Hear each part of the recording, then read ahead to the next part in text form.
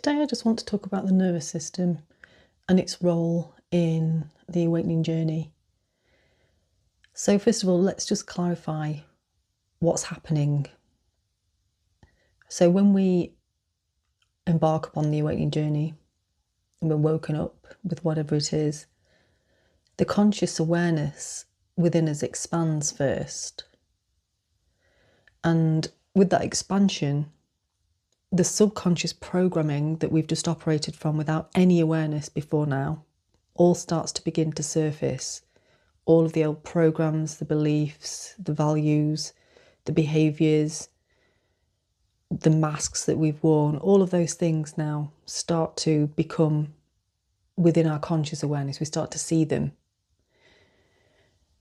And that's how it is meant to be. There's nothing wrong with that process. It just feels quite unsettling. And the nervous system is the physical part, which is the last to fully update. And why is that? And the reason for that is because the nervous system's job is survival, not awakening. And it doesn't care if something is true now. It responds to what has been previously, and the previous things that we've stored as dangerous, overwhelming, or unsafe. So when old emotional patterns surface or identity structures start to loosen, certainty dissolves. The old you is no longer running the show, and the nervous system can react as if something is wrong, when actually something very right is happening. And often I hear people say, I understand this consciously and I feel like I've released this, but my body hasn't caught up yet. It's still reacting as it was. And that's biology. And as I've just mentioned, the nervous system responds to the subconscious, not the intellect. So you can fully know that you are safe in that moment. You can know that you're supported. And you can know that you're changing for the better. You're growing, you're expanding, you're becoming more conscious. But if the subconscious still holds some threat, some abandonment, some instability, some lack, some danger, invisibility or expansion, the nervous system will stay activated. And this is why it's really important to regulate the nervous system. In fact, it's not just important, it's essential. So on the awakening journey, we're essentially upgrading our internal operating system. And as I've said before, the consciousness moves first, but the nervous system needs time, it needs repetition, it needs reteaching that it's safe. And then, with the consistency, it can recalibrate. And the nervous system learns through felt safety, presence, slowness, and consistency. Not through pushing, forcing, or spiritual bypassing. And it's really important because the nervous system determines what you can receive.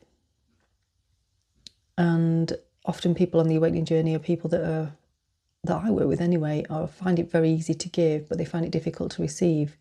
And it's the nervous system that determines what you can receive and how you can receive it. And when the nervous system is dysregulated, abundance feels unsafe, rest feels uncomfortable, joy feels like a fleeting moment sometimes.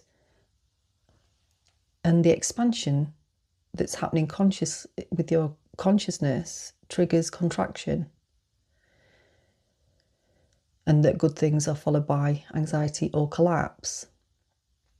But when the nervous system is regulated with consistency and safety, the body then starts to open and allow for pleasure. Presence just becomes our natural state. Intuition becomes clearer. Creativity flows effortlessly. And abundance can be held, not just touched briefly. Abundance isn't just a mindset, it's a capacity in the nervous system. And if your nervous system is stuck in survival, it doesn't matter how spiritually awake you are, the body won't allow you to fully live it. And our goal here is to become a conscious being whilst having a human experience. So experiencing all the joys of being in a physical body whilst being fully awake and aware of our higher aspects. So there's lots of things that we can do to really support our nervous system.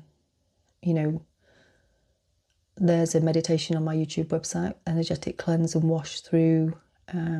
We can just really go into communicating directly with our body, loving our body, being really appreciative and having gratitude for all that it does. And just really helping that nervous system to recalibrate and dial down its ability to respond to perceived threat.